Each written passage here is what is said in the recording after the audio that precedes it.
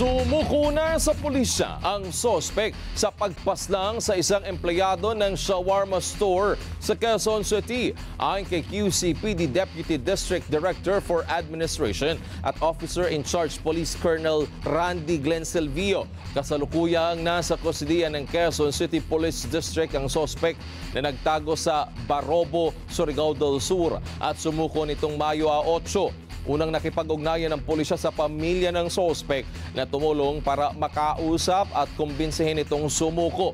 Nakipag-ugnayan ng QCPD sa Police Regional Office 13 at Barobo Municipal Police Station para sa pagsuko ng sospek na sinundo naman ang mga CIDU operatives para dalhin sa Quezon City. Mahaharap sa kasong murder ang sospek na kinilalang si alias Eduardo sa Quezon City Prosecutor's Office. Sa inisyal na pagsisiyasat, lumabas na personal na galit ang motibo sa pagpatay matapos mabisto ng biktima ang mga discrepancy sa inventaryo na pinangangasiwaan nilang dalawa sa tindahan. Kinumpronta umano ng biktima ang sospek na naging dahilan para matanggal ang sospek sa trabaho.